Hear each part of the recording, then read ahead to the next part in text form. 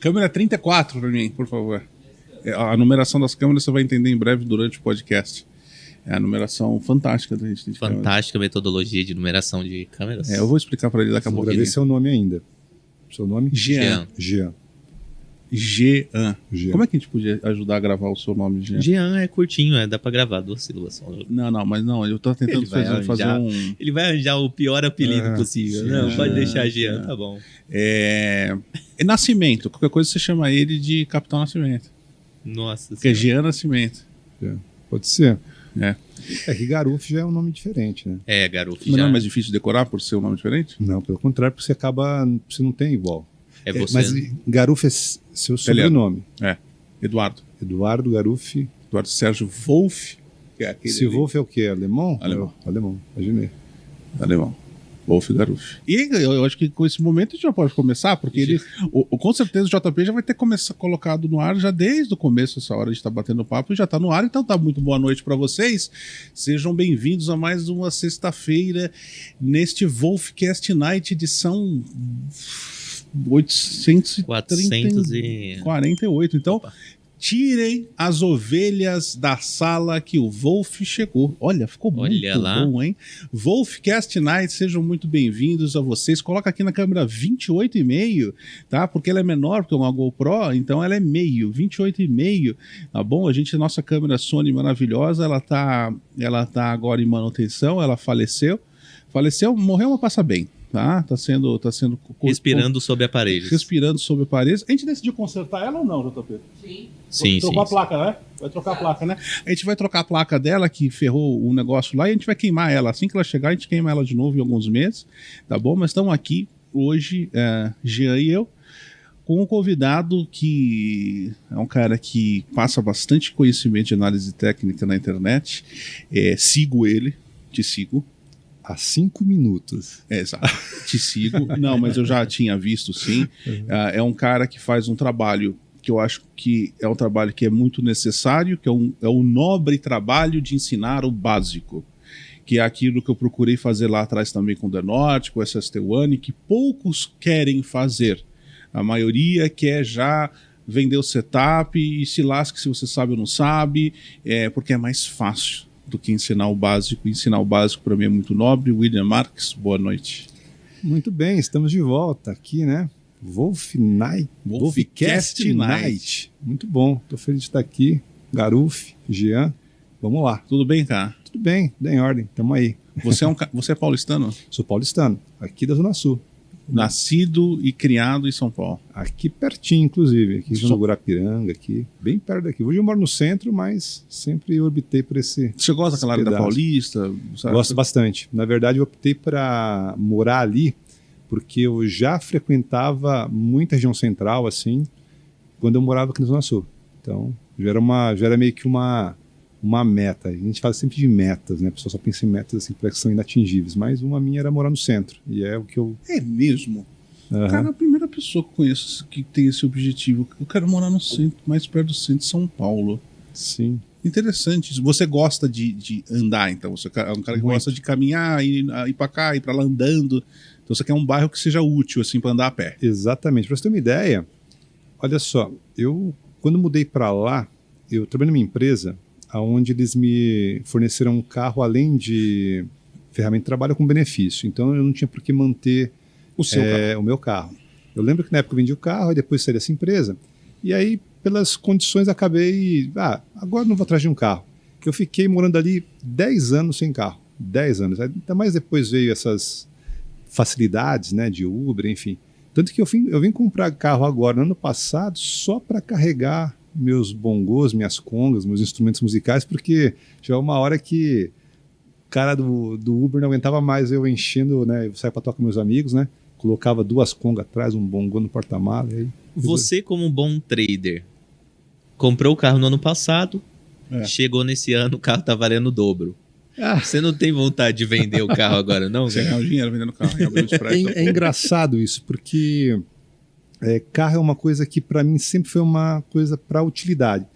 Tem a galera que curte bastante carro, acha bacana e tal, só que não, algo que a vida toda, nem quando eu era mais novo, assim, não foi algo que me pegou, assim, nossa, adoro o carro e tal. Para mim é o que me ajuda, me leva do ponto A para o ponto B Então, nesse momento, fui pegar carro justamente porque precisava para carregar meus instrumentos, era mais por isso, porque do contrário... Era mais uma conveniência. Exatamente. Para viajar, eu alugava carro, enfim, para ir daqui ali você pega um Uber. Então, para mim, realmente era algo que... E onde eu moro, como eu comentei contigo agora, você faz tudo a pé ali, de boa. Então, hoje eu tenho muito mais por essa necessidade que eu tenho hoje dos meus instrumentos. E você vende que você... O que você fez da vida, jovens para adulto, vou trabalhar com o quê? Minha aspiração é ser... É engraçado isso, porque eu nasci aqui próximo, né, na região de Santo Amaro, e basicamente, assim, família normal, assim, classe média baixa, moro na Zona Sul, então não tinha muito opção, na verdade. Já tinha um primo meu, que era um pouco mais velho, que tinha feito Senai, eu achava aquilo o máximo, né, ele contando o que ele fazia e tal, aí basicamente não pensei muito. Vai ser um técnico em alguma coisa. Exatamente. Eu fui lá, estudei, na época, você tem 14 para 15 anos. Ali junto com o ensino médio ali, né? Exatamente. Aí eu fui lá e fiz curso de mecânica geral e depois fiz uma especialização em ferramentaria para trabalhar na parte industrial. Então comecei minha carreira dessa forma. Você se via dentro de uma fábrica. Sim, tanto que eu fiquei muito tempo. Na verdade, você começa a trabalhar muito cedo, né, quando você faz Senai. Então, eu lembro que... Eu acho que com 15 anos para 16, eu já estava numa empresa, né, era um laboratório farmacêutico, né, então já estava como aprendiz do Senai, então já tem toda aquela vivência de chão de fábrica, né, então isso acabou, de certa forma, enquanto muita gente com 14, 15 anos está ainda pensando o que vai fazer, eu já estava tipo, com carteira assinada nessa época. Né, então, boa parte da minha formação foi essa. Então, eu fiz mecânica, fiz ferramentaria, aí depois eu sempre gostei muito de desenho, né, então tanto essa parte mais artística como também essa parte mais técnica. Então, eu fui fazer projetos também no Senai. Aí, tudo me encaminhou para quê? Para fazer engenharia. Então, na verdade, quando eu olho hoje, não que eu me arrependa de nada nesse aspecto profissional, até porque me trouxe muita coisa bacana, mas não foi uma coisa que eu planejei muito. E tanto que até é engraçado, depois eu vou falar sobre a virada de ficar só no mercado, que muita gente me pergunta qual que foi a sua virada para trabalhar só no mercado financeiro. E eu falo que para mim eu não tive... Depois eu conto um pouquinho mais para frente, mas eu não tive que pensar muito. As coisas foram acontecendo. Foram naturais. Né? E você chegou a cursar, fazer um curso superior ou não? Acabou não fazendo? Eu fiz engenharia mecânica. Eu sou engenheiro mecânico. Você é engenheiro mecânico. Eu fiz também, sou pós-graduado em administração de empresas. Então, já seguiu uma carreira aí. Sim, que idade sim. você tem hoje, William? Eu tenho 44. Você ficou você foi trilhando uma carreira na área. Exatamente. Tanto que eu finalizei a faculdade de engenharia foi em 2004. E nesse período, eu fiz toda essa faculdade, já sendo uma grande empresa automobilística, né? Fiz uma carreira legal lá. E por essa empresa, logo que eu finalizei a faculdade, cheguei a fazer o primeiro ano da pós-graduação, aí eu tive que trancar porque eu fui expatriado e morei 1 ano e meio na Alemanha. Né? Então morei 1 ano e meio numa cidade chamada Schweinfurt, é perto de Nuremberg. Então fui para trabalhar num projeto específico, né? Eu trabalhava muito focado em enrolamentos de embreagem, então era um projeto para Mercedes-Benz na época. Então foi Você morou em Nuremberg? Do lado, é bem próximo. Você correu na pista? Não. Pô, deve ser muito legal. Dava para alugar naquela época a pista para correr? Sim. Eu cheguei, não lá, eu cheguei a andar de kart, umas coisas lá, mas... Só que é engraçado, né? Porque na Alemanha você tem como que chama? As autobahns lá, então, de certa forma, você já tem uma pista na hora que você quiser na madrugada. Foi uma experiência né? boa morar na Alemanha? Maravilhoso. Não só pelo aspecto profissional, porque você enriquece muito, né? Não só no que você faz do trabalho, mas entender como que é a interação com outras pessoas de outras culturas. Porque você tinha um bloco de pessoas ali, que nem eu, mais umas 2 pessoas do Brasil, você tinha um cara da França, um da Suécia, um da Índia. Então você está nessa situação, até lembro que teve uma coisa... né? Oi? Multicultural. Sim. Quando você foi para lá, você já sabia falar alemão já ou não? Não falava e continuo não falando, tá certo? Na verdade, eu até fiz umas aulas lá, só que o que acontece? Eu fui para um projeto específico, então eu tentava falar e o cara tentava entender, eu tentava entender. E aquele negócio, você fazia a pergunta, só que não entendia a resposta, né? Então, como eu falo inglês, né? Então todo trabalho foi desenvolvido dessa forma. Só que aí entra naquela zona de conforto, né? Porque aí você não se dedica como poderia ter dedicado. Então, hoje o máximo que você falar é como eu chego ali e provavelmente a resposta não vou saber entender. A pista, na verdade, estou falando de Nürburgring, que na verdade não é Nuremberg, que é aquela pista que é aquela que eu não sei se também uma coisa está ligada à outra, que é aquela pista, que é a maior pista, eu acho, fechada que você pode correr, que é na Alemanha. Puta, fantástico, a Alemanha. É engraçado, né? Porque, como eu falei, né? A questão de carro para mim sempre foi uma coisa muito mais para o que eu preciso resolver, né? Mas lá na Alemanha, eu lembro que lá não é difícil você estar com um carro legal, né? A empresa propiciava um bom carro para você estar com ele lá alugado. Então, eu lembro que numa Autobahn, né? Isso foi engraçado, porque eu cheguei a pilotar, a chegar com uma Audi, acho que era uma A8, parece, a 240, né? Então, só que a sensação que você tem é que você está 120, porque é muito estável. Então, nossa, 240, mas não, você está lá, parece que está normal, né? E é engraçado que na Autobahn, você pega a última faixa ali, ela realmente é só para ultrapassagem, né? E eu lembro que parece coisa de cinema ou de sitcom, na verdade. Estava com um amigo meu indo para a França, né? O Michael. Ele falou, olha, eu estava na esquerda, ó, melhor você ficar para cá, tal, porque essa faixa é só para ultrapassar, né? Estou a mais de 200 aqui, quem que vai passar?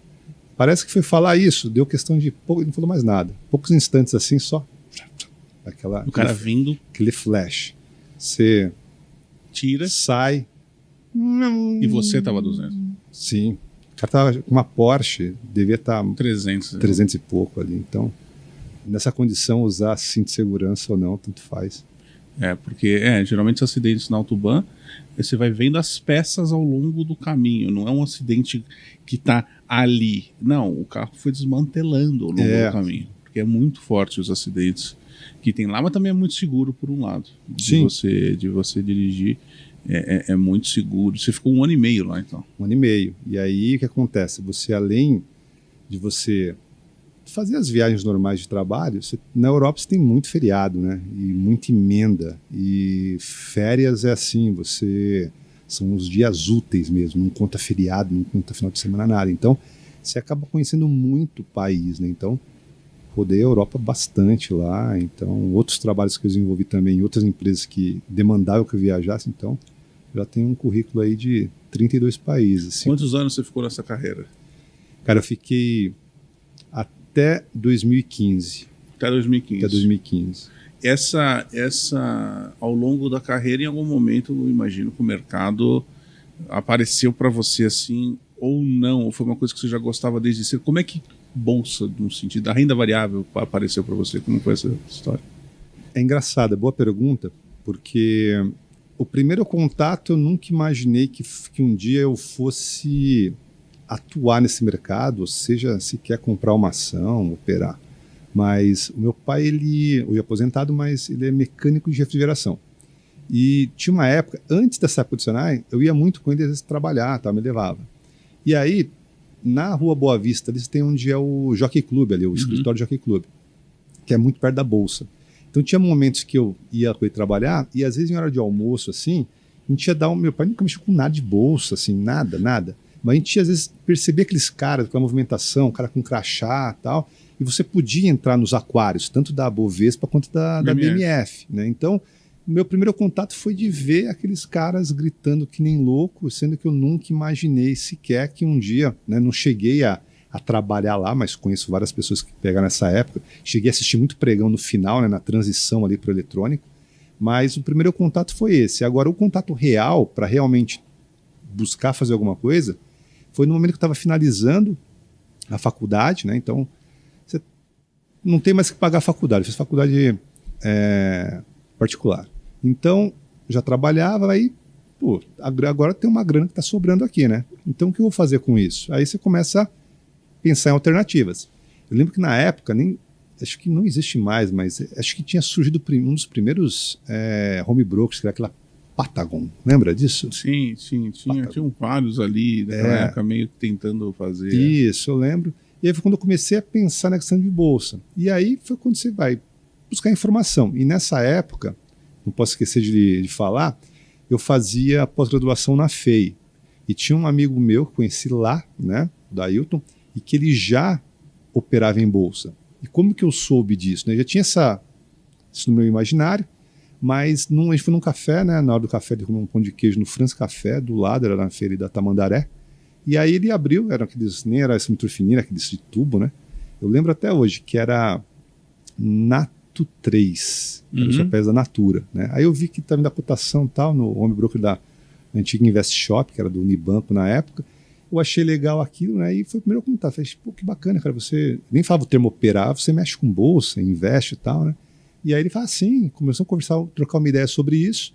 Aí eu lembro que na mesma semana, na semana seguinte... Ele quer passar. Ô, João, agora que você ficou parado aí, você pode... Ah, você ficou perguntando o JP? Eu sempre vou passar, que eu pergunto aí, beleza? E aí, João? Cara, pô, você é grande, hein, cara? Você é maior ao vivo, hein, velho? Um pouquinho grande. Você é meio alto para passar nas câmeras, né? Não, mas eu sempre vou passar. Eu pergunto o JP primeiro e ele fala aqui. Vou lá e passo aqui de baixo. Ah, entendi. Ah, tá bom. Você vai para onde agora? Pegar a minha caneca. Ah, então boa caneca para você. Boa caneca. Continua, William. Onde estávamos? A gente estava no France Café, exatamente, Nato 3. Exatamente. E aí foi interessante. Na semana seguinte eu fui abrir, né, a minha conta na corretora, porque eu já tinha conta no Unibanco na época, né, o finado Unibanco.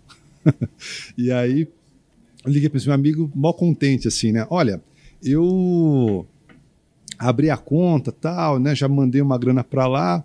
E agora, né? Falei, legal, você abriu a conta, mandou dinheiro, agora é só investir. E foi desse jeito. E aí, pode trazer para mim aquela sorte de principiante, né? Porque, gente, o que acontece? Eu lembro até hoje, o primeiro papel que eu comprei, isso foi 2005 para 2006. Foi Cosan, eu lembro que eu pus acho que 10 mil reais. Eu coloquei 5 mil de Cosan e 5 mil de CESP. E aquela sorte de iniciante que parece que é coisa do demônio, né? Que ano era isso? Isso 2005 para 2006. Porque Sim. eu lembro que aqueles 10 mil reais viraram 11 pouquinho, assim, uns 10% em questão de uma semana, assim, 4 dias. Então, é aquela sorte aquela sorte maldita que eu falo que realmente a pessoa dá, né? Porque Sim. eu não conheço ninguém que não tenha feito uma boa operação na vida, por mais que ele tenha problemas em fazer boas operações, né?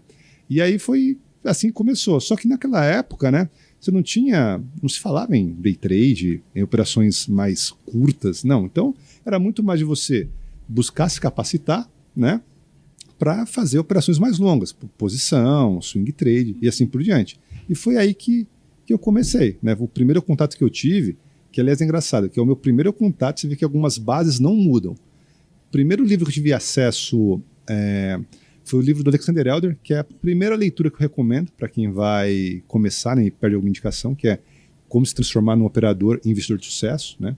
Eu sempre até falo, né, recomendo que pegue o primeiro, que é o da capa branca. Tem um novo agora, que é mais atualizado, mas eu ainda entendo que o outro é mais completo, né?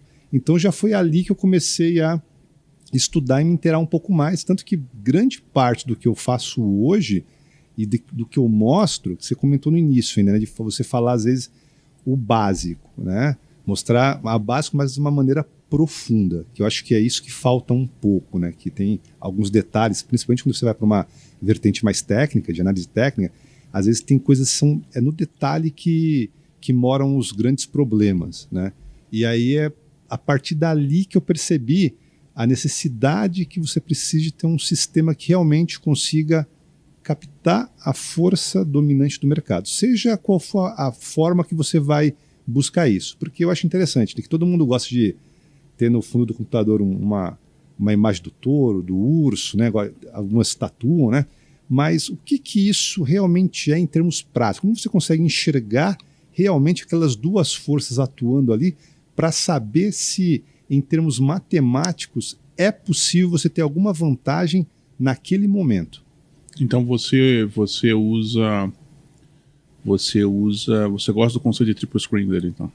Bastante. Quem está comigo lá no projeto, quem me acompanha em rede social, vê que a primeira coisa que a gente faz para poder observar, né, se tem algo para se fazer no mercado, seja uma operação mais longa, uma operação de day trade, é você sempre olhar um tempo gráfico maior. Você define onde você quer fazer suas entradas e saídas, e você não vai olhar para aquele tempo gráfico, que nem para day trade a gente opera gráfico de 10 minutos. A primeira coisa que eu faço e oriento, né, é que você não olha aquele gráfico de 10 Olha minutos. uma hora, por exemplo, ou 30, ou... Tem um padrão, né? A gente usa um padrão que você multiplica ele por 5. Tem uma teoria por trás disso que acho que não cabe, que é o de fractais, que você deve utilizar. Fractais. Então, basicamente, eu uso 10 vezes 5, 50. E por quê? Porque fica um padrão. Se o cara vai operar os 5 minutos, 5 vezes 5, 25, e assim por diante.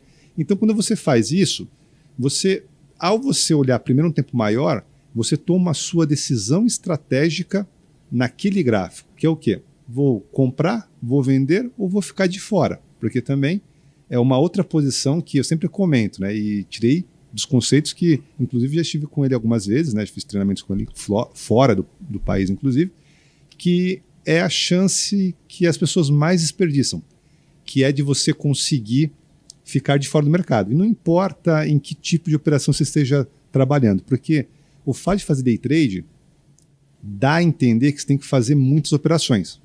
E nem todo sistema ele vai te dar muitas operações. Tem vezes que a gente fica aguardando 1h30, às vezes 2 horas, para poder fazer uma entrada no dia. Porque dentro, eu chamo de filtros, né? Esses filtros que você vai aplicando, né, para poder dizer, olha, aqui eu vou entrar comprado, ou vou entrar vendido. Eu vou esperar que aconteça essa situação aqui.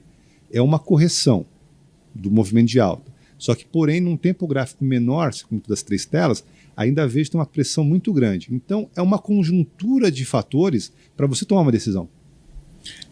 Fala, Jean, que você perguntou uma coisa. Não, sim. Você tinha falado sobre o básico antes e tudo. Eu vejo que muita gente despreza o básico porque não conhece a profundidade dele, assim. Eu vejo que muitas coisas que eu errei quando eu estava começando, depois quando eu voltei para o básico, falei, caramba, cara, não é, eu tinha lido isso aqui e não tinha percebido isso. Isso acontece com todo mundo. O Garufo, quando vai reler alguma coisa, comenta muito comigo também. Poxa, cara, qual a diferença de você ler depois que você ganha experiência e vai... Vários livros eu releio de novo. Esse básico. Eu reli Pring, eu reli vários livros de novo, porque às vezes as sacadas que você não pega quando você é iniciante, às vezes aquele detalhe que o cara falou que você não estava pronto para entender essas coisas. Sim. Então, e você sempre... Então, vamos dizer, a sua visão começou com o que o Helder falava. Exatamente. E um adendo só do que você falou, que é bem interessante. Teve um treinamento que eu fiz, esse foi no Brasil, mas foi com Oliver Velez, que eu achei muito interessante, que converge com o que você falou.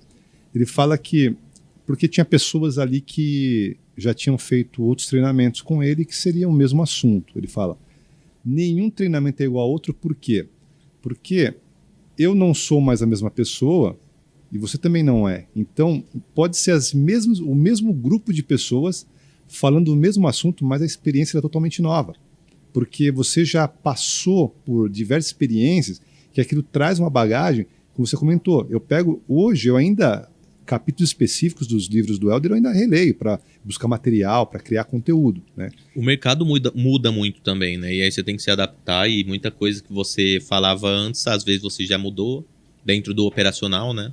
Então, por exemplo, hoje... algum timing, algum filtro, algum gatilho de entrada. Você identificou uma nova entrada ali que faz sentido para aquele ciclo de mercado que você está vendo. Isso muda bastante de épocas em épocas, né? Ainda mais no day trade, que muda o tempo todo. E tem o básico também, né? Você comentou uma coisa que é muito importante. Muitas vezes, vou dar um exemplo simples. Para quem já conhece um pouco de análise gráfica de mercado, vai saber bem o que eu estou falando. Você pega o que a gente chama de martelo, que é uma barra onde a maior predominância dela é de sombra. Aquilo, na teoria, se você está, digamos, com uma média de 20 períodos subindo e tem um martelo em cima daquela média ali, sombra bem próxima ali. Na teoria, aquilo é para você comprar no extremo superior quando romper e pôr um stop logo abaixo. Só que uma coisa muito simples, que pouca gente explora, é você olhar a barra ou algumas barras anteriores. Se tem uma barra desse tamanho de venda ali, é aquele martelinho que vai falhar. Porque a chance de dar certo pode ser que funcione, eventualmente sim, mas a gente tem que se pautar por aquilo que acontece na maior parte das vezes, não na exceção da regra. Porque alguém vai mostrar um gráfico que tem uma perna de queda gigante e mostra um martelo minúsculo que reverte o movimento. Mas qual que é a chance daquilo acontecer? é pequena em termos matemáticos. Então, é a gente tentar, eu até brinco um pouco disso, né, na minha sala, assim, é bem divertido, porque eu falo assim, o cara nesse momento ele vai falar, veja bem, os big players estão chegando aqui para poder estopar aqui, mas na verdade, independente de quem faça aquele movimento ali, é você entender que tem uma dinâmica acontecendo e que o mais provável, independente de quem faça aquele movimento acontecer, é que continue caindo. É inércia. É inércia, exatamente. Tanto que me pergunta, né? Você leva alguma coisa da engenharia para o que você faz hoje? É a melhor coisa do mercado. Muito. Momento, inércia, que é o que vai acelerar o movimento, vai fazer ele continuar e assim por diante. E você começou no mercado já direto no day trade? Como foi essa Como foi a sua jornada de trader? De trader, assim, se já começou no day trade, foi no começo do swing trade, como foi essa dinâmica? Então, quando eu comecei, estava no Brasil, questão de talvez um ano, nem isso, foi quando eu fui expatriado, morar fora. E o que era interessante ali? Como tinha aquele delay, né, o jet lag, aquela diferença de horário, né? Horário, né?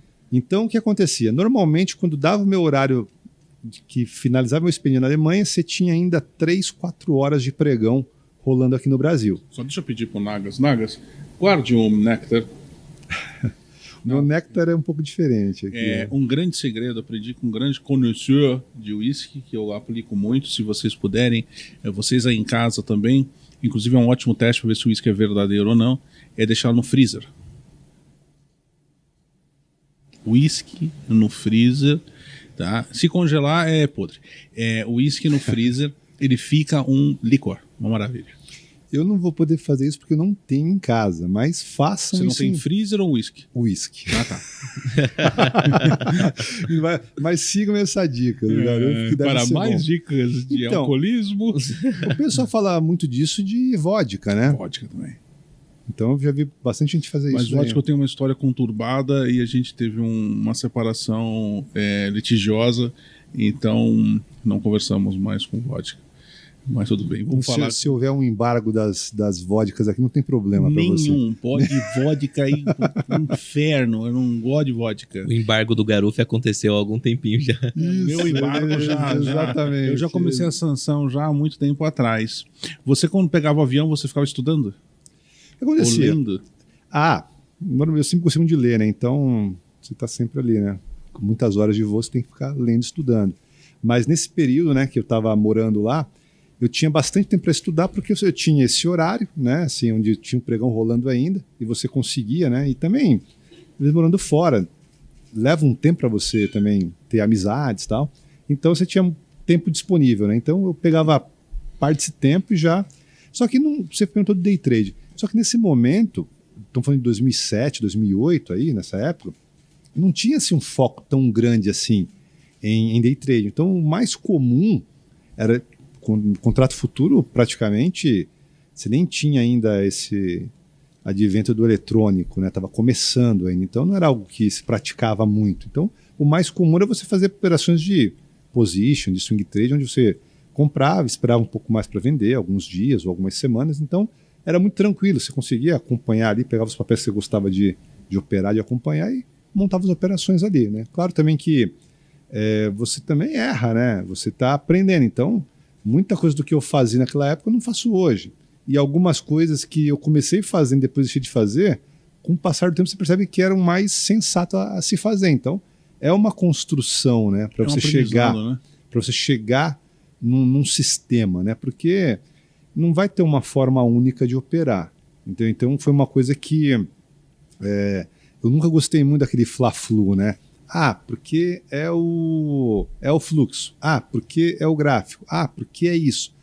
Para mim, eu entendo que vai ter várias formas, porque os movimentos eles são relativamente simples, né? Vai ser subir, descer ou ficar um pouco de lado em alguns momentos. Então é saber em que momento está direcional para você poder se aproveitar disso. Agora, a ferramenta que você vai usar tem que ser aquela que te deixa numa condição confortável. E de confiança. E, na verdade, eu sempre falo isso, que é de você fazer o próximo trade. Porque quando você erra, como que você consegue ficar tranquilo para colocar uma outra operação? Até porque chega no momento onde você já opera um pouco mais pesado, já aquilo tem um impacto realmente grande quando você toma uma decisão que não é acertada. Tudo bem que está pautado por um bom gerenciamento de risco, mas se você já está num nível que o seu gerenciamento comporta, então às vezes um stop é uma paulada, muitas vezes é. Então como que você pode ficar tranquilo para tomar essa pancada, né? E isso te deixar emocionalmente de boa, tranquilo para fazer o próximo trade. Então, um sistema, para ele estar completo, né, eu acho que ele nunca vai estar completo, mas para ele estar em condições de te dar vantagem competitiva, que é pequena vantagem que a gente tem no mercado, então isso leva um tempo razoável. Eu vou, nesse momento, fazer uma chamada aqui hoje dos nossos patrocinadores, enquanto ele come... Você não quer um queijinho? Vamos, né? Você lá. tem salame, você tem um queijo que a gente deixou no fundo da geladeira até ele apodrecer. Não é verdade. Isso Esse aqui é gorgonzola, né? Gorgonzola, não, mas esse aqui é um queijo... Como chama, Nagas? O Nagas, nosso especialista de Gruyère? queijos. Não, esse é Camembert. Camembert. Precisa que era Brie, porque parece... Mas então, o Brie, ele é mais... Eu também achei que era Brie, mas é muito bom também. Ele é o primo do Brie. Um oferecimento são os copos da Caveirinha aqui também. Pode colocar na câmera... Coloca na câmera 37. Oferecimentos também do patrocinadores aqui, a lojinha do SST. Aqui, Pode ficar comendo à vontade. Nós percebemos a seguinte dinâmica. Como o entrevistado fala muito, ele não come. Eu respondo perguntas. Exato. E aí a gente vai fazendo pergunta, o entrevistado não come. Aí o entrevistado sai com fome daquilo, né? E a gente sai bêbado e alimentado. É uma boa, né, cara? O que você acha? Que sistema que foi criado, hein? Baita sistema aqui, ó. Se você, enquanto o William está comendo um salaminho, você pode ir dando o seu like, deixando aí o comentário. Você que está no chat aí dessa estreia, lembrando que essa é uma edição, como todas as outras, gravada. De vez em quando, no susto, a gente faz uma edição ao vivo, né, Nagas? E é muito legal, porque no dia que o povo entende que é gravado, aí a gente faz ao vivo e o povo acha que é gravado, e aí tá ao vivo e o povo não entende mais nada. A gente vive confundindo a audiência, não é verdade? Exatamente. A gente é meio imprevisível ali no... E a nossa área aí que cuida de mídias sociais fica mó feliz com isso, porque eles não conseguem engajar direito, porque a gente faz tudo do jeito que a gente quer. É mais ou menos aquela entradinha que você faz e que na hora que entrou já vem pistop. Já vai, já muda tudo e o cara já fica bravo. Exatamente. E você ficou então um tempo no swing trade, porque era a condição de operar que você tinha naquela época. Sim. Bastante tempo. Na verdade, eu fui me interessar por day trade foi mais ou menos em 2012, quase na metade, porque eu já tinha lido um livro do Oliver Velez e na época, né, era a primeira vez que ele iria vir para o Brasil, né? E como eu já tinha, porque eu sempre gostei muito, né? Porque qual que é a minha visão, né? Você tem os mercados mais desenvolvidos, né? Americano, europeu, assim por diante. Então, eu gosto muito de ler livros desses caras, né? Eu entendo que tem uma vantagem você ouvir o que esses mercados mais maduros, desenvolvidos, né? Maduros têm a dizer. Então, como eu já conhecia o Oliver Velez através dos livros, né? E seria a primeira vez que ele viria para o Brasil, então eu participei desse treinamento, né? E o foco desse treinamento era day trade, né? Claro que, né, sempre tem, né, o diabo mora nos detalhes, né? Então era uma situação onde você tinha operações em ações americanas, né, que tem uma liquidez extremamente grande, muito maior que o nosso mercado. Às vezes uma ação é maior que o nosso mercado inteiro, né? E você conseguia fazer operações em gráficos bem curtos, gráficos de 2 minutos até 1 minuto, 3 minutos, sendo que quando você vai usar aqui, né, você acaba não tendo o mesmo sucesso. Não que mude, é mais complicado. Então é nessa hora que demanda que você faça algumas adaptações. Só que, aí que está o detalhe. Para você entender que tem que fazer essas adaptações... E quais elas são? E quais são elas? Meu, você manda uma boa grana pro saco aí até chegar nesse modelo, né? Então foi quando eu comecei, em 2012 para 2013, que aí sim eu comecei realmente a me focar um pouco mais. Eu não tinha tanto tempo, mas já tinha um pouco mais de tempo. Nessa época eu já não trabalhava mais na indústria de automotiva, e foi uma época muito legal porque eu trabalhava numa associação de metais, de zinco. E o zinco, né, para quem não sabe, é uma commodity que ela é cotada em bolsa na LME, que é a London Metal Exchange. Então, dentro das atividades que eu fazia, que era desenvolver o mercado de zinco, que é um mercado bem interessante, inclusive para operar, né, aqui no Brasil, uma das atividades mexia com a parte de precificação, de você olhar, né, como que estava o preço, porque, na verdade, tem algumas particularidades que chama-se de prêmio, né? Por exemplo, aqui no Brasil, então, você tem só uma empresa que faz isso hoje, toda a parte de zinco, mas no mundo como um todo, o que diferencia, né? Você vai ter o preço que é balizado, cotado em bolsa, né? E o que vai fazer a vantagem competitiva é o que chama de prêmio. Prêmio seria o seguinte: quanto que você gasta para pegar o zinco da natureza, fazer virar um produto de zinco, né? E aquilo ali, uma barra de zinco para você vender para o seu cliente, e tudo aquilo você vai ter um lucro naquilo, e isso é o prêmio. Então você cobra do cara a tonelada, o preço da LME, mais esse prêmio. Então é assim que você vai ter concorrência. O meu prêmio é menor que o seu, é mais vantajoso e assim por diante. E por conta de eu estar sempre em contato com as plataformas para ver cotação, então já tinha aquele contato mais diário com a plataforma. Então eu podia, dentro do que eu já fazia, também já em alguns momentos fazer algumas operações. Então já ninguém ia falar que você não está fazendo o seu trabalho, que você está vendo o gráfico. Tô vendo aqui o zinco hoje. Exatamente, né? Você estava no índice, mas tudo bem. Você nessa época aí... O gráfico é igual, é máxima, mínima, abertura e fechamento. Nessa época aí você fazia as operações no próprio zinco ou você aproveitava ali o momento e... Ou o zinco você usava só como referência para o seu negócio? Não, fiz algumas também. Cheguei a fazer um pouquinho. Na verdade, dentro dos metais que são negociados na LME, é o de maior liquidez e funciona muito bem, assim, né? Algo que não agora, mas em algum momento eu pretendo trazer isso porque é bem interessante, né? É um pouquinho mais burocrático, né? A questão das margens e tal, mas é bem interessante, é um mercado muito bacana de se operar. Graficamente é um bom gráfico. Sim, bem. Porque a liquidez é muito grande, porque você imagina que qualquer metal, poste, qualquer chapa de carro, tudo vai zinco para você poder galvanizar, que é um processo para proteger contra corrosão. Isso que eu te perguntar, o zinco ele é o que faz a parte anticorrosiva desse Exatamente. Tipo de chapa? Então, onde você imaginar, então, vou falar, por exemplo, desde case, né, para celular, desde um poste que é galvanizado, chapa do carro, desde a maquiagem que a Paula está usando ali, ó, vai óxido de zinco, então vai mesmo? Vai, em tudo vai zinco, né? Então então você imagina tudo isso em escala global, qual que não é a necessidade de você fazer um bom hedge disso? E tem no mundo inteiro zinco disponível na natureza? Sim, ou não? sim. Ele não é disponível na forma de metal diretamente, é na forma de óxido que está nas rochas. Então tem todo um processo metalúrgico para você extrair ele. É bem interessante. Que doido, né? Nessa a gente aprendeu sobre zinco. Não é, cara? Exatamente. Eu acho muito legal isso. Uma coisa também, a Paula fica brava, né? Quando o Garufo chama a atenção pra ela aqui nos podcasts e tudo mais. E hoje não foi só o Garufo, o William também. Aí eu já chamo também, que aí ela já fica brava com todo mundo. Quer sentar aqui, não é mesmo? Não? Daqui a pouco cai da cadeira. Você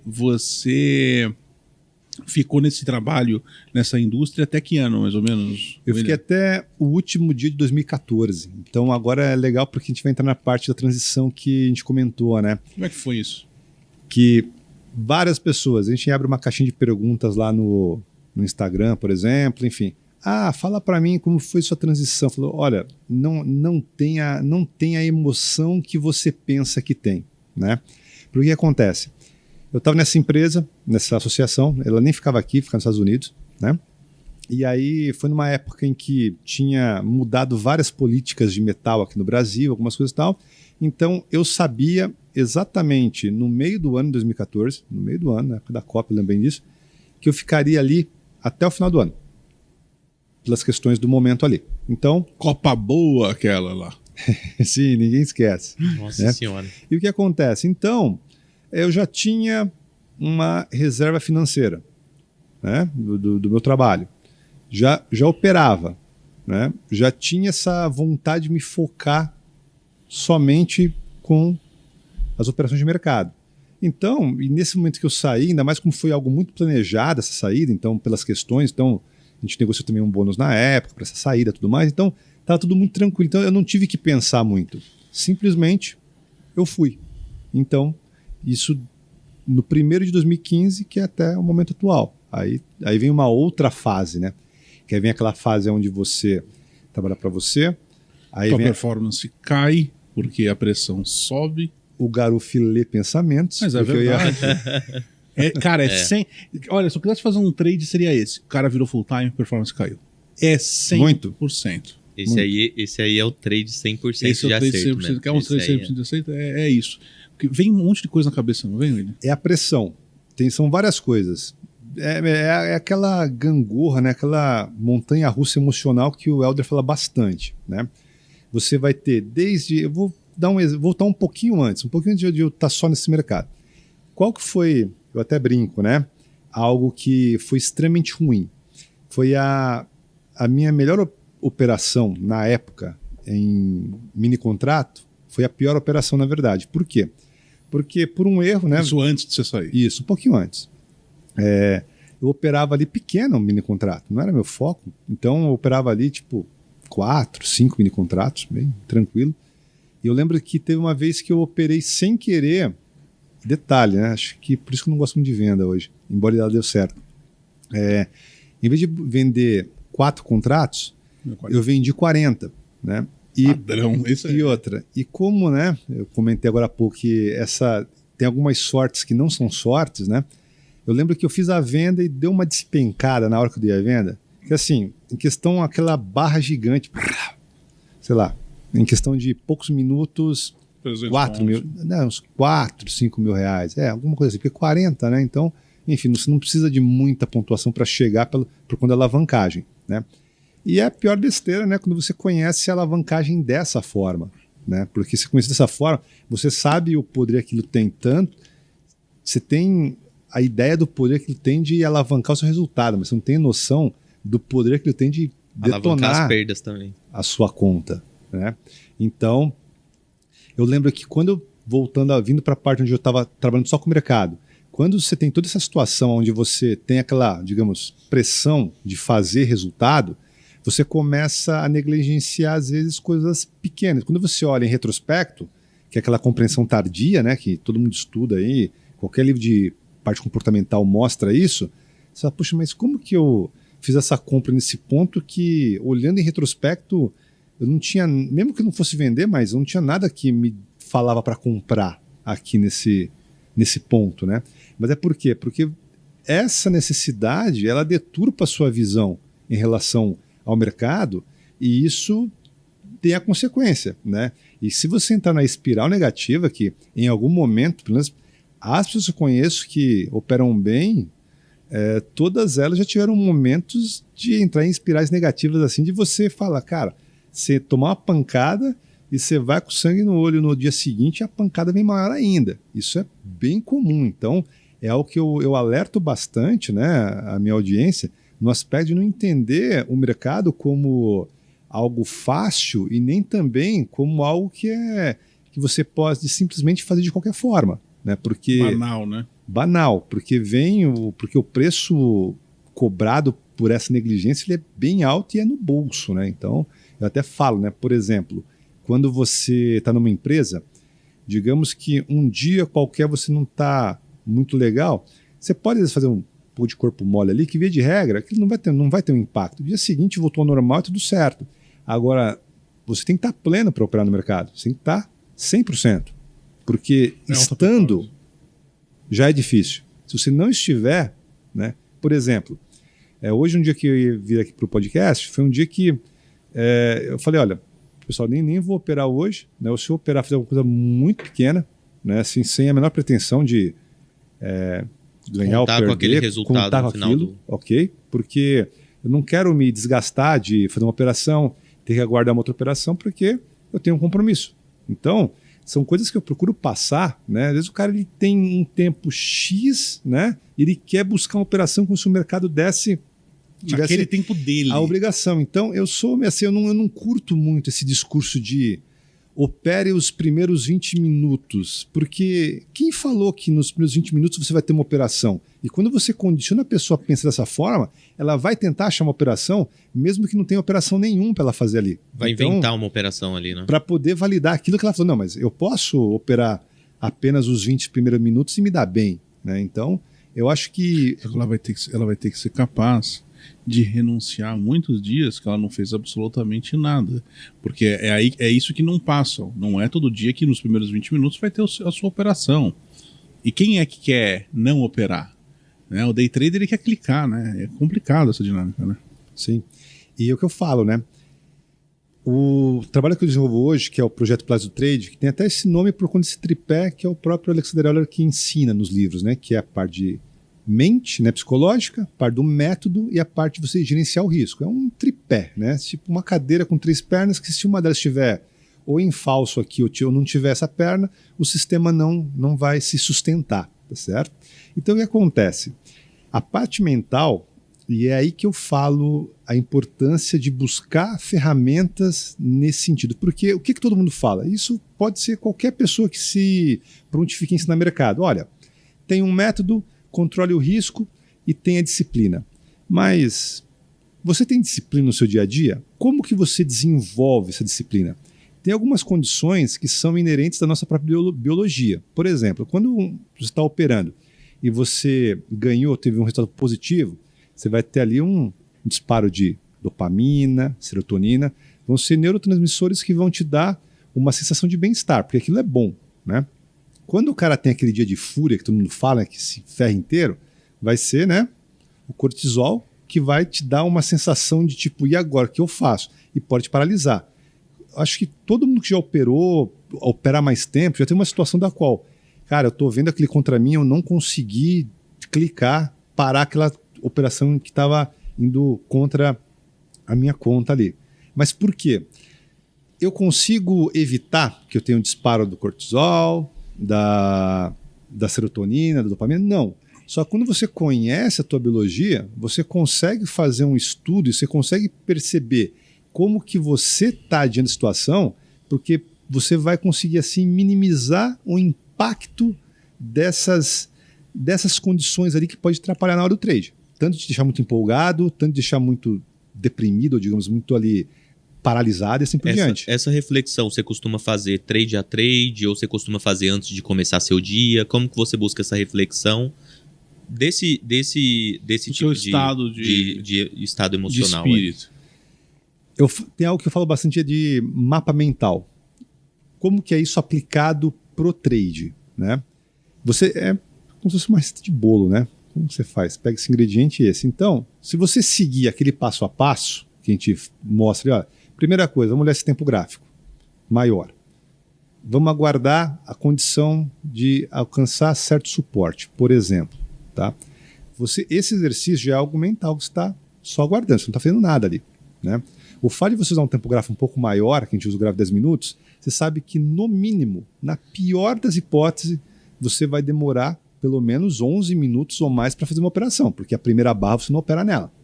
Então, você tem tempo de olhar todos os argumentos que você usa para balizar se tem uma compra ou uma venda, né?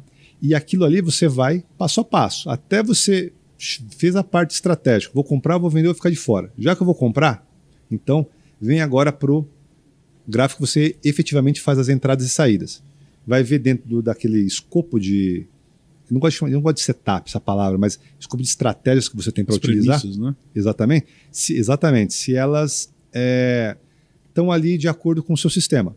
E aí sim, vai entrar já é o segundo pilar, né? Usou o da mente, usou agora o do método, e o terceiro não importa que eu esteja com um trade mais promissor na minha frente aqui. Se eu tenho um gerenciamento que me diz, olha, é um risco de 2% da minha conta de day trade. Mesmo que eu tenha dinheiro para comprar um lote muito maior, eu só vou comprar, por exemplo, 10 contratos, porque é o que aquele gerenciamento me permite. E é uma conta que a maior parte ensina da maneira errada. Ela pensa num valor para depois fazer a compra e em qualquer ponto pôr o stop dela. E é uma conta invertida. Se você tiver... Tanto que é muito comum essa pergunta. às vezes eu posto alguma operação lá, né, que a gente fez. Ah, mas esse stop aí tem, sei lá, 450 pontos, é stop grande. Na verdade, não é que o stop é grande. Eles são é o mesmo percentual da sua conta sempre. É a posição dele, é a posição dele que está exagerada, que está fora do risco. Porque se você definiu que é tantos por cento, o que vai acontecer? Se eu tenho 500 pontos, talvez eu vou operar 5 contratos. Se agora são 1.000 pontos, vão ser 2 contratos. Só vai mudar isso. Então, essa é uma forma onde, quando você fala isso, você vai jogar um balde de água fria naquele cara que acha que vai pegar uma conta pequena e vai fazer ela crescer exponencialmente. Esse é o que o pessoal, o Antarp e todo mundo que já falou de gestão de risco tanto chama-se, esse é o equity risk. Você tem um risco percentual do seu equity, da sua conta, só que você ajusta ao técnico. Porque as pessoas também que pensam em stop financeiro erram também. Porque o cara só pensa no financeiro. Então o que o William está falando aqui é o seguinte, ele ajusta a amplitude técnica do stop a um financeiro máximo, que é um percentual da sua conta. Ele observa Exatamente. a amplitude Você arrisca 2% do da sua stop, conta de day trade? Sim. Você é um cara conservador. Olha, eu não diria... Pro padrão, você, como é que foi que o João se chamou no private? O João falou que ele é o Manga, o Charles Manga. Você é um cara, a maioria das pessoas quer dividir em 3, 4 trades ali e tentar hiperalavancar, né? Para quebrar a conta é só questão de tempo. Sim. Difícil. Porque, por exemplo, eu falei, tem uma reflexão dessa que eu fiz hoje na sala, o pessoal lá que está comigo. Tem uma situação da qual você não pode usar aquilo como critério. Teve uma vez que a gente pegou R$2.000 e eu peguei R$2.000, na verdade, e aí eu fui assim, ó, vou operar esse capital aqui, alavancando, né, para ver até onde eu chego. Então, você vai lá, pega R$2.000, já opera 10 contratos, que é uma alavancagem muito alta para esse valor, né? Aí você vai lá, pega 250 pontos. Então aqueles 2 já virou 2,5. E você vai. Então, cheguei a pegar uma conta de 2.000 e transformar ela, sei lá, R$100.000, mais ou menos, né? E quando vem a pancada da conta também, foi na mesma magnitude, né? Em certos momentos era uma gangorra. Só que a questão é, isso é o que você pode fazer com um valor que, se eu também desse 4 tacadas naqueles 2.000 e os 2.000 fossem pro saco, não ia mudar nada. Mas não é isso que as pessoas fazem. Né? Agora, o que não dá e o que é complicado é a pessoa pegar o capital que ela tem e fazer essa dinâmica. Que aí é uma dinâmica que não tem sistema que vai comportar isso. Por quê? Vai ter momento do mercado que ele é mais errático. Mesmo que você tenha um stop longo, o stop é longo, só que tem vezes que ele vai chacoalhar e vai te pegar. Não tem jeito. Então, é por isso que a gente mudou o conceito da caixinha para capital operacional. Por mais que você fale assim, divide o teu dinheiro em 10 pedaços, você põe um pedaço na corretora, esse pedaço você pode dividir em 10 stops, porque você tem outros 9. Só que as pessoas não fazem isso. Não. Elas não têm esse pensamento da dinâmica. Ela tem 4 tiros, mas também é um dinheiro que... Vai ser... Ok, mês que vem eu tenho de novo esse mesmo dinheiro. Não faz, e eu acho, a minha opinião, não é saudável. Não é saudável. Eu acho que o modelo que você faz é muito bom, que é o que eu falo também. Não é saudável para a pessoa ter esse pensamento de tudo ou nada, tudo né? ou nada Sim. o tempo inteiro, cara. Uhum. Porque é muito fácil Degrada falar, muito o comportamento também. perguntaram Né? isso na live. Se eu alavancar muito, eu também posso fazer muito. Eu posso tentar 10 vezes dar uma saída para alavancada e quem sabe dar um tiro grande. Cara, mas para você chegar de 2 a 100 mil, o caminho é muito doloroso. Sim. O caminho você vai ter dia que você perdeu 7, vai ter dia que você perdeu 10. É muito doloroso por um cara que tem uma realidade de R$2.000. Chegar em 80 e de 80 cair para 50 e às vezes tá tudo bem. Sim. Às vezes tá tudo bem, foi só uma sequência de drawdownzinho ali, que daqui a pouco de 50 vai 60, mas aqui é difícil. Com certeza. Então o que acontece? E a ideia do percentual, que é onde a gente fala que às vezes falta aquela matemática básica, né? Quando você pensa da forma percentual, é algo que vai fazer você operar mais, né, mais pesado quando você está indo bem e vai te fazer recuar quando está indo numa fase ruim. E que, na verdade, isso é o contrário do que a maioria faz, né? Normalmente, quando você está numa fase ruim, isso é estudado e é comprovado porque isso é estatística. As pessoas se tornam mais ativas no trade quando elas estão em posições perdedoras.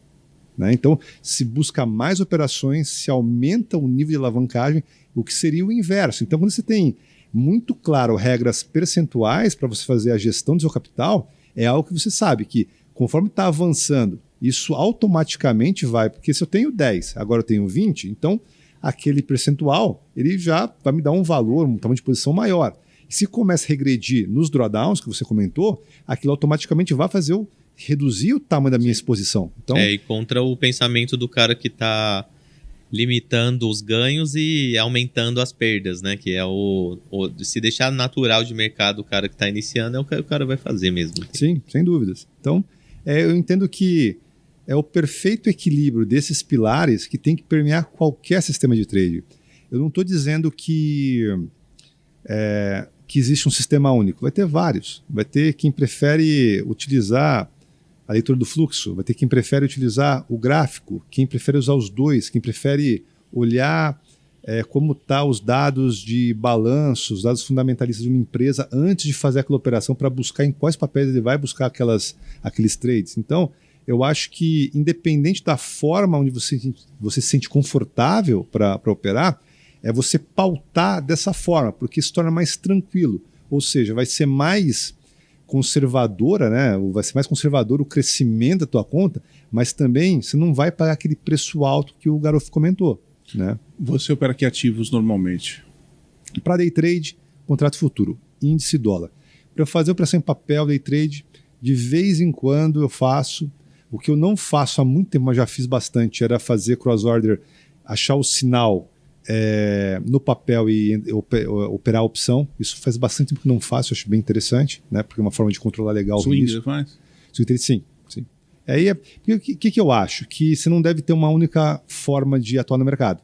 Eu entendo que é legal você fazer day trade, é muito legal, bacana, dá retorno, mas tem que ser parte de um sistema de investimento. Então, eu acho que você tem que ter posições mais longas, posições que você vai ficar alguns dias ali, enfim, você diversificar no sentido de você até entender, que eu acho que é bem importante, as próprias variações que o mercado vai te dar. Porque se você tem um fundo de investimento, uma posição de prazo maior, você vai ver aquilo se movimentando ao longo do tempo e vai entender que é normal certos recuos. Então, se você tem uma conta de day trade, por melhor que você seja, você vai também perceber, entender que ela, para ser saudável, ela vai ter recuos. E por que eu falo saudável? Porque é saudável no sentido de que se você tem recuo, mas são recuos dentro, né, de uma curva ascendente, você está estopando, você está fazendo posições de acordo com um bom gerenciamento de risco e assim por diante.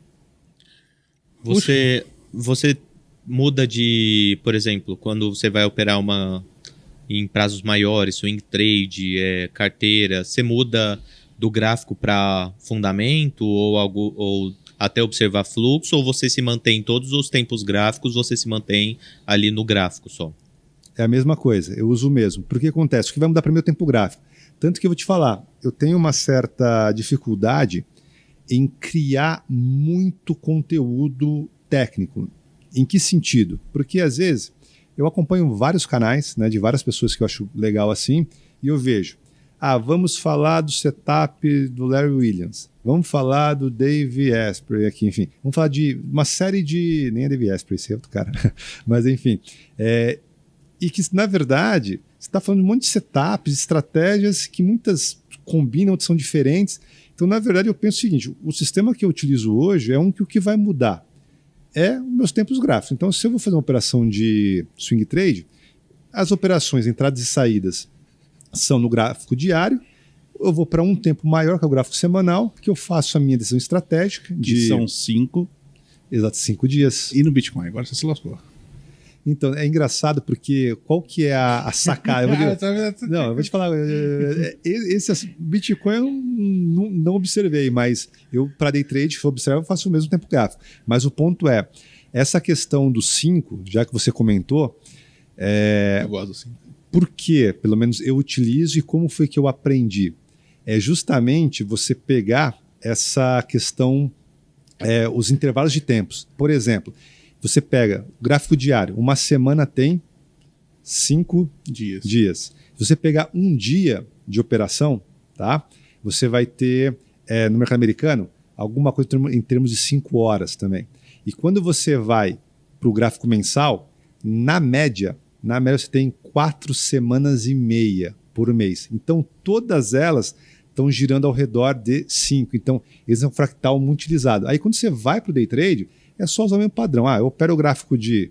Ou seja, não que eu seja contra o cara, eu não acho muito viável. Tem gente que usa 5 e 15. Desculpa aí vocês que usam 5 e 15 para olhar a mesma coisa, mas eu acho que é uma besteira o cara usar o 5 e 15. Quer usar o 30, ou o 5 e talvez o 25, que fosse no seu caso, que não seja o 25, seja o 30. É um fractal que faz mais sentido com um tempo maior do que o 15 para quem usa o 5. O cara quer usar o 15, quer usar 1 hora, é 4, vai. É por isso que eu não fui nesse seu nível de multiplicar por 5, mas eu tento manter 5. Eu tento manter uma proximidade de 5. E eu penso muito nisso. 5 dias de pregão. A impulsiva fazem 5 ondas. E essas 5 ondas eu vejo que tem muito uma razão nisso, nos dias de pregão. Tal. Então é bem interessante essa sua visão, eu gostei. Interessante. Das 5 ondas de impulsão não tinha 1, 2, 3, 4, 5. prestado atenção. Mas então você mantém um padrão, né? Então o que acontece? Nem o pessoal fala, eu não gosto muito de tempo gráfico muito curto para operar. Eu uso para outros aspectos, para ver pivôs escondidos, para ver divergência, não para operar. Mas eu falo, o cara pode operar um gráfico de 1 minuto se ele quiser? Pode, mas vai lá, vai operar de 1 minuto, multiplica por 5. Toma uma decisão estratégica no gráfico de 5 minutos. Qual que é a tendência? Em que ponto que está? Aí sim para você não ser pego na contramão, porque muitas vezes, e são os trades que eu mais gosto e os que dão mais certo e com maior potencial. Às vezes o mercado abre num gap de baixa, o cara fala, é venda. Só que você olha o tempo gráfico maior, ele está em cima de um puta de um suporte. Né? Aí é só questão de esperar. O sinal. Só esperar aquela pressão de venda finalizar. Aí para isso a gente usa o gráfico curto, as divergências, que é algo que eu uso bastante, né? Porque você realmente consegue pegar grandes viradas ali.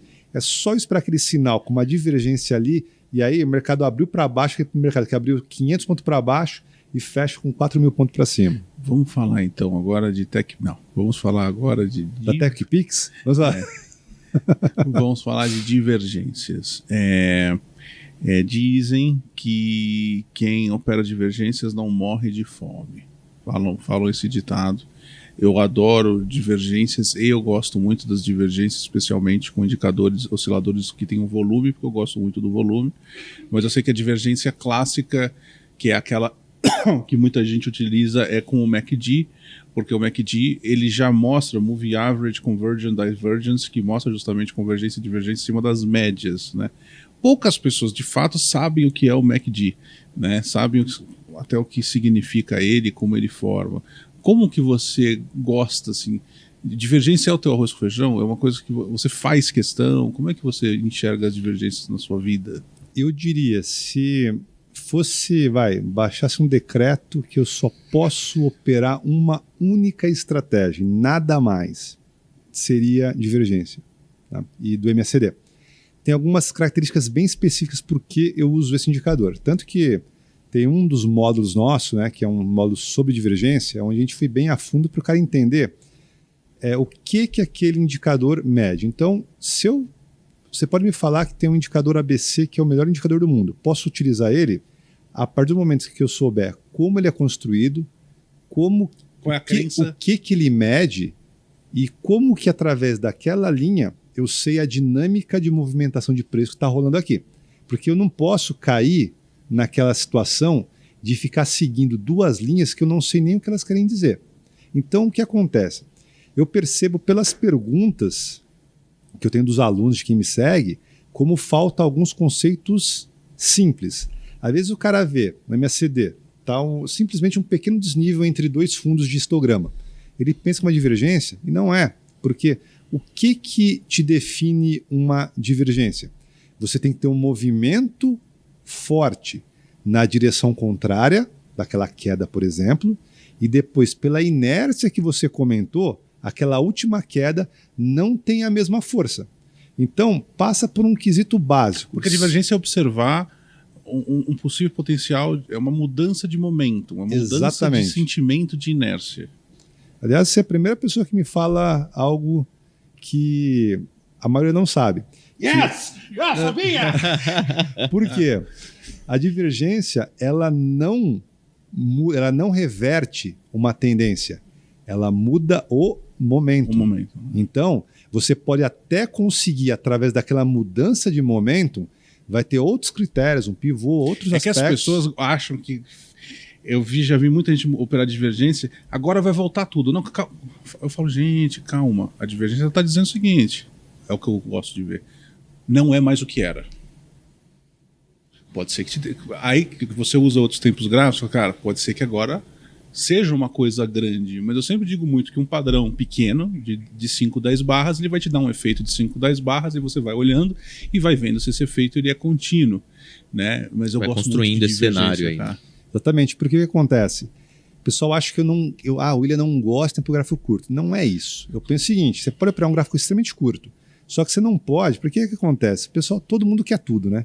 O cara ele quer operar um gráfico de 10 minutos com alvo de semanal, né? Exagerando aqui. Então, você vai operar um gráfico curto, você vai ter que observar ele ou operar 1 minuto com o suporte do semanal, velho. Não é, também não Você tem sentido. atropelado. Eu opero 1 minuto, né? E aí, às vezes, chega os caras e falam, pô, mas tem um suporte do semanal. Tem a mínima do aí. semanal, cara. Aí cara, você tá louco, você vai operar 1 minuto, é o stop do 1 minuto, você vai operar um suporte do semanal.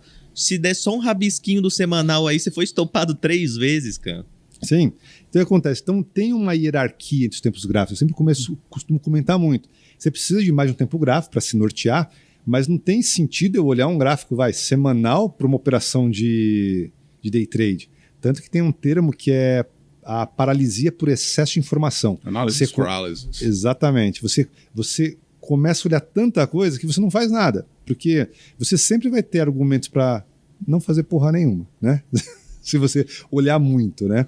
Então, é importante você saber a quantidade de ferramentas que você utiliza. E só voltando para o MACD, por que acaba sendo o indicador que eu realmente utilizo? Porque ele é um indicador misto, né? Ele, ao mesmo tempo que ele é um rastreador de tendência, ele também é um oscilador. Então, por conta disso, você tem uma leitura mais aprofundada. Por exemplo, quando a divergência acontece só nos histogramas, ele tem uma força. Se acontece só no de linha, se acontece nos dois simultaneamente. Então, isso te dá uma referência tanto em termos de tendência maior quanto de tendência micro. Você confia no MACD? Bastante. É por isso que dá certo para você. Pode ser. Porque, cara, o que eu mais vejo...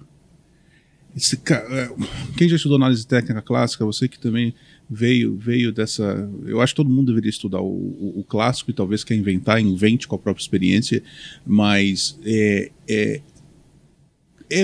tudo uma base de crença. Se a gente vê o Pring, que é um cara que eu gosto muito, para mim é o melhor livro de análise técnica, você tem lá 1 milhão de indicadores.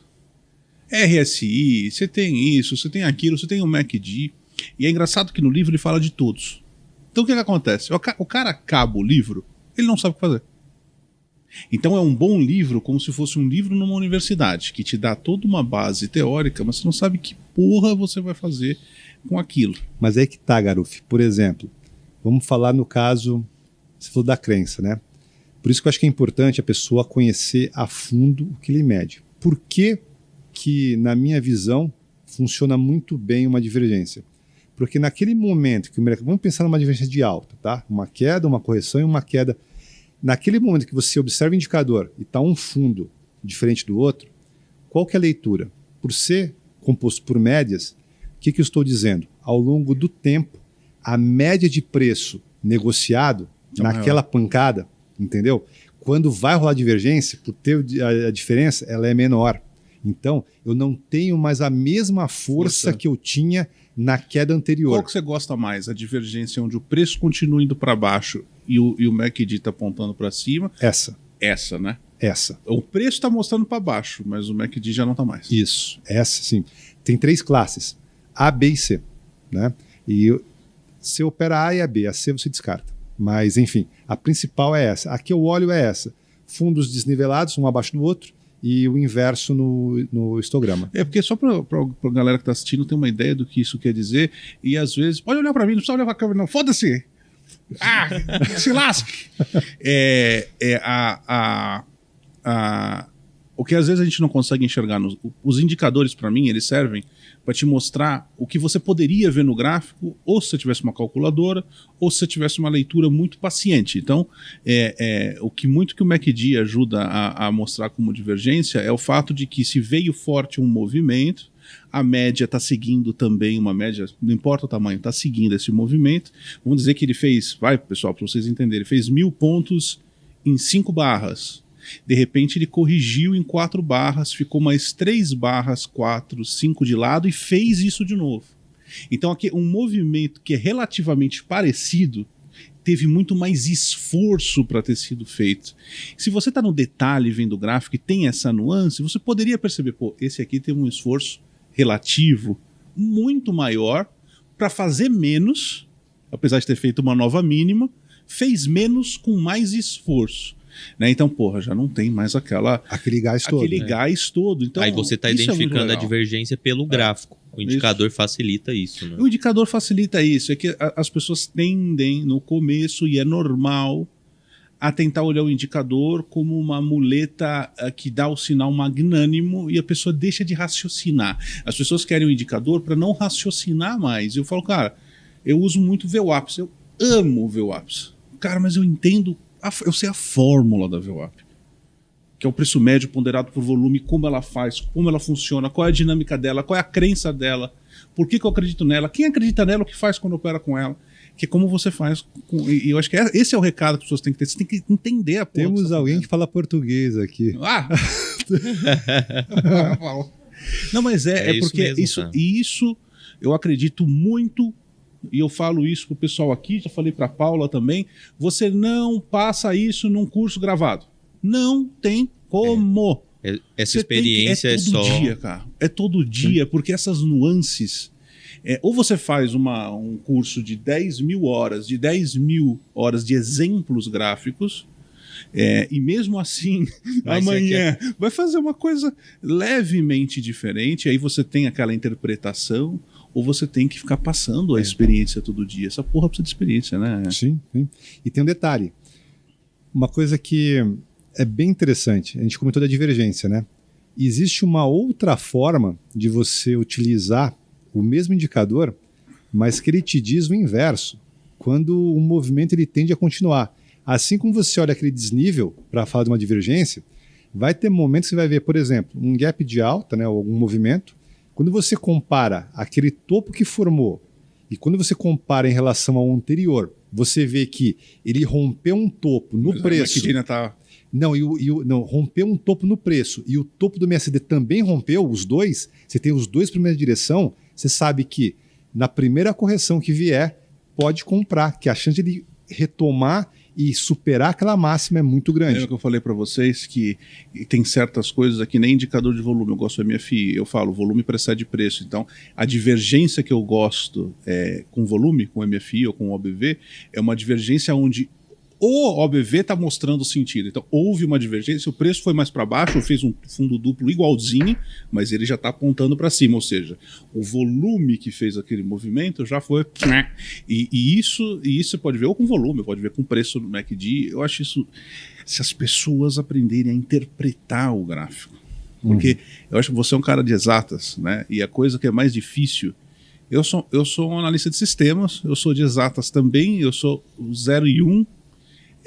Então, quando a gente vende exatas para o mercado, a gente é enganado de que o mercado é matemática, ele até porque o resultado é numérico, mas um advogado e um psicólogo também ganham em números.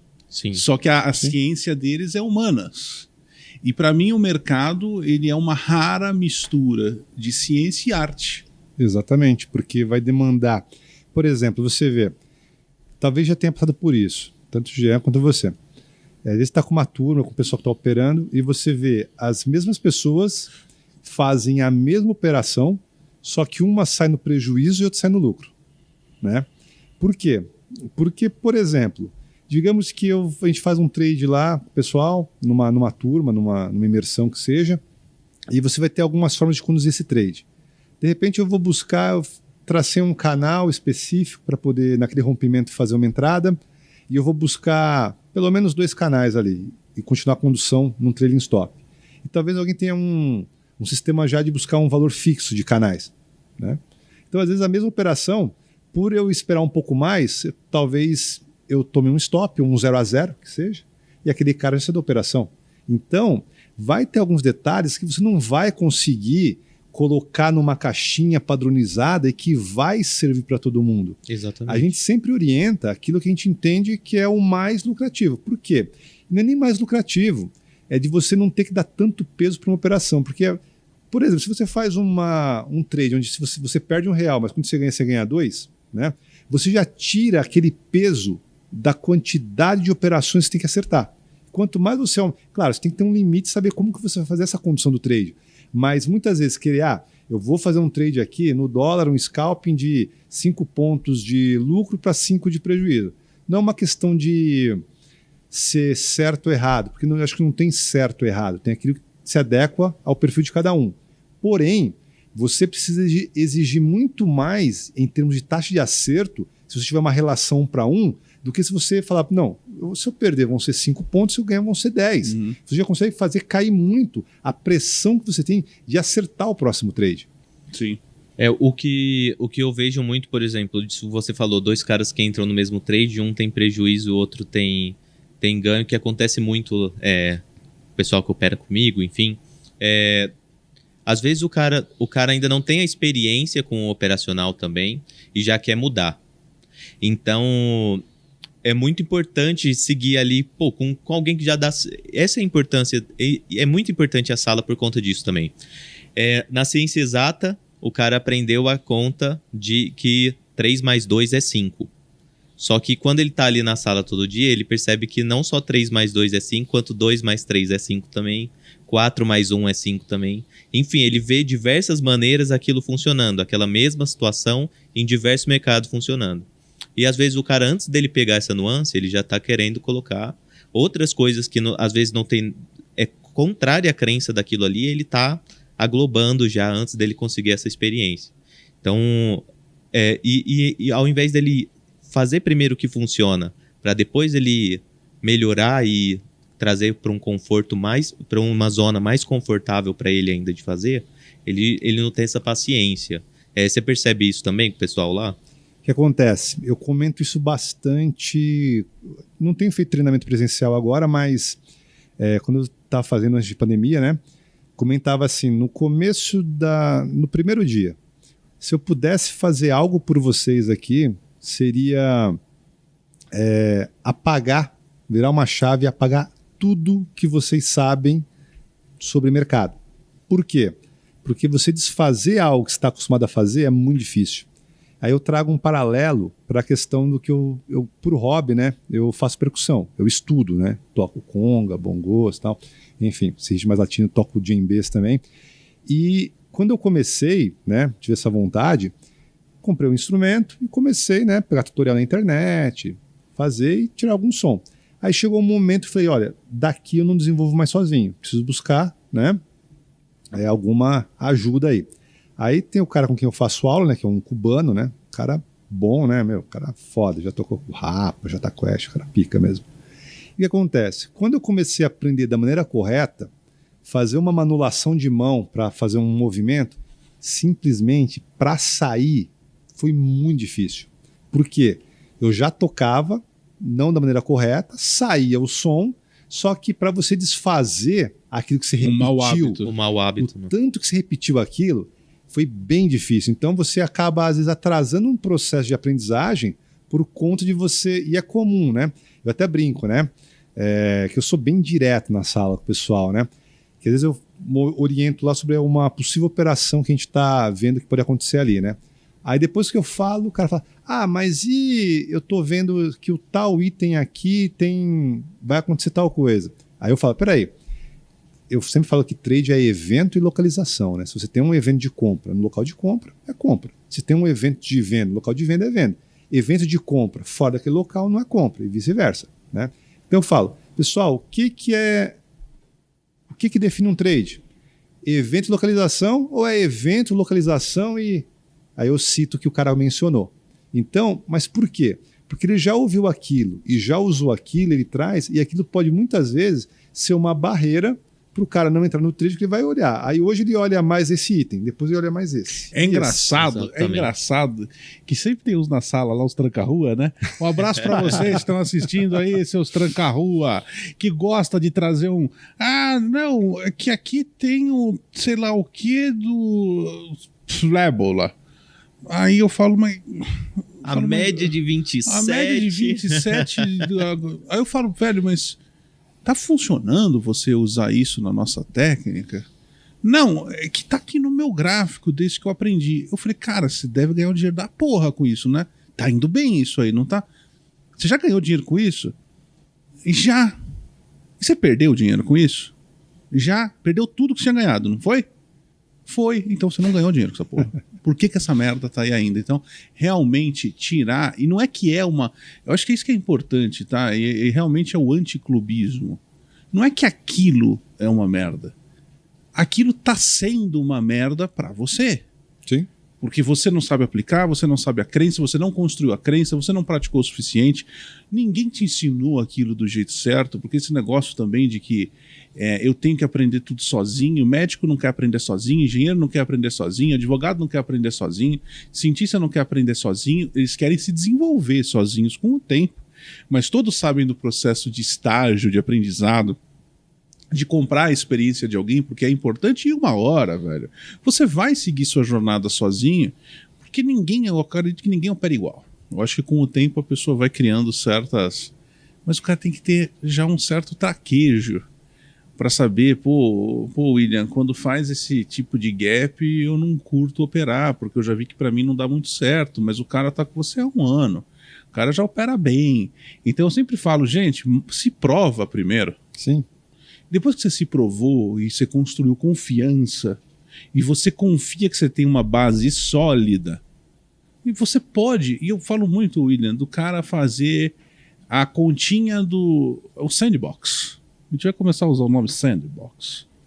Que é a continha das cagadas. O que é a continha das cagadas? Quer testar alguma merda que tá vindo na sua cabeça? Não testa na sua conta principal. Quer ter uma continha, outra corretora pequenininha, que você tá vendo que pode ter alguma coisa? Começa a praticar ali em paralelo. Porque depois que você compara e você fala, porra, eu tô fazendo aqui o arroz com feijão, aqui dá certo, essas merda que eu invento aqui, mas às vezes o cara tá ganhando dinheiro com 5, 10, 15 contratos, fazendo arroz com feijão, e todas as merdas que ele inventa, ele tá com uma, tá perdendo. Então, porque tem muita minhoca que vai na cabeça do cara, né? Eu vou te fazer uma pergunta então, em cima do que você comentou. Acho legal, né, o cara ter uma conta separada, fazer esses testes. Na sua visão, sempre conta valendo, sempre com grana. Valendo, sempre. Então estamos alinhados, porque... Brincar com feijão não calibra a emoção. Ó, você não conhecia. Gostou, hein? Ele inventou agora, eu acho. Ele inventou agora. Brincar com feijão não calibra a emoção. Pode pôr no meu Instagram. Gostei, acabei de inventar essa frase. Porque, cara, o que mais tem é gente que ganha dinheiro na conta demo. Porque eu acho a coisa... Isso aí virou corte já, você sabe, né, garoto? Virou corte. Virou corte? Virou corte, eu Virou acho. corte, JP? O que mais tem é gente que ganha dinheiro na conta demo, né? Porque o cara não tá aplicando a pressão emocional no jogo. Então, só para deixar claro o que eu penso, tá, William? Enquanto você tá aprendendo a mexer, vou tentar fazer uma analogia, eu adoro analogias. Vou tentar fazer uma analogia com você que era um técnico em mecânica e virou um engenheiro mecânico, né? Isso. Então, você vai desenhar ou operar um maquinário industrial, você pode até ter um momento de laboratório que você faz um teste no simulador para você aprender a ferramenta. Mas o cara não ganha experiência no simulador. O cara vai ter que apertar o botão errado, parar a fábrica inteira, vai tomar um esporro, ele nunca mais aperta aquela merda daquele botão, fazendo aquela sequência que ele ia fazer para aquela máquina. Ele tem que... Eu acredito muito que o cara tem que ter um pouquinho de dinheiro. O que acontece? O cara não tem a parte emocional de estar realmente com o dinheiro dele em risco, né? Tem uma questão também, o cara negligencia também... Não tem um compromisso até ali. Né? O risco também, porque até eu falo... Às vezes o cara fala, não, eu quero simular. Você vai simular? Então é o seguinte, faz então do jeito certo. Vai simular, beleza. Mas, cara, então A sua conta, ela não é infinita. Se a sua conta é de 20 mil reais no simulador, então é 20 mil. Aplica a regra de gestão de capital para os 20 mil, ou 10, ou 50 valor do simulador. Para você realmente, na pior das hipóteses, trazer aquilo para um contexto real. Porque uma coisa que é interessante, porque nesse mecanismo que eu falei no começo, né, de recompensa, de ser legal operar, isso faz com que o cara opere por operar. O garoto fez uma colocação agora em relação ao cara que é médico, o cara que é engenheiro, psicólogo. Tem certos processos que ele tem que passar por aquilo. Se o cara vai abrir o peito do cara para operar o coração dele, ele não vai falar, não, esse aqui eu vou fazer mais rápido, vou abrir por aqui. Não. Ele tem todo um passo a passo. Então, quando eu falo para o cara, olha, você vai buscar uma operação com tal configuração. Depois, finalizou, não importa se você ganhou ou perdeu, você vai ter um diário de trade para anotar o que você fez de tal forma, como se você fosse reportar para alguém aquilo que você fez. Isso é chato? É chato pra caralho. Só que o que acontece? Isso, quem que falou? Foi o próprio Alexander Elder, nesse treinamento que ele passou pra gente, foi em Los Angeles. Ele comentou, essa parte, ela realmente é chata e é o que vai te mostrar que isso é um trabalho. É o que te mostra a seriedade com a qual você precisa levar essa atividade. Porque, do contrário, é muito fácil você... acertou um trade, está super feliz. Errou, joga aquela boleta que deu errado embaixo do tapete e vamos para a próxima. Agora, se você tem que realmente prestar contas para si mesmo, digamos assim, você vai perceber aonde você pode melhorar, onde você errou. Fora que o seu histórico fica mensurável ali. Eu pergunto Exatamente. muito para os meus alunos assim, você daria o dinheiro da sua família, dos seus filhos, da sua esposa para você operar? Na sua curva de performance? Sua curva de performance? Você daria? Não. Então por que você faz? Por que você dá todo esse dinheiro? Por que você põe todo esse risco? Por que não aprende primeiro? Por que não aprende primeiro pouco com um dinheiro real e vai pegando aos poucos? Oi, tudo bem? O que tá fazendo? Nada, não? A memória recente afeta muito também, né? A memória recente da pessoa. Tem um autor que, imagine que ambos já tenham lido, o Mark Douglas, Sim. Que ele fala o seguinte, e o que torna realmente complicado, né? É uma atividade onde você pode fazer algo errado e pode dar muito certo, fazendo errado. Sim. Não necessariamente um trade lucrativo, ele foi um bom trade do ponto de vista técnico. Às vezes você pode dar uma sorte, sair uma notícia, Você pode ter qualquer uma evento. sequência boa na cagada. Também. Você pega uma fase muito de queda muito forte, vendido, ou alta muito forte, Até comprado. relógio a certa hora, até relógio quebrado a certa hora, 2 vezes por dia. Exatamente.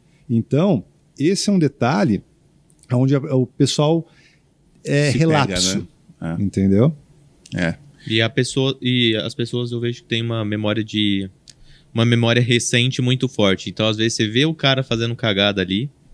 Se ele teve gain e você vai falar que ele fez uma cagada, ele não é receptivo àquilo. Sim. Você tem que esperar o cara fazer de novo a mesma coisa que você já viu que ele tá fazendo merdas, ele vai fazer de novo, aí quando deu ruim, aí ele vai ser receptivo a você, em modo de falar, cara, isso que você tá fazendo é errado, não é assim, não faz isso, não faz dessa forma.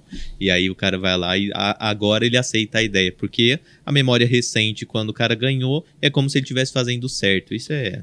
Porque como o Mark Douglas comenta, né? Todo trade, por mais promissor que ele seja, ele pode dar errado. Se você olhar o inverso, é igual também. Todo trade, por mais estranho que ele pareça, ele pode dar certo.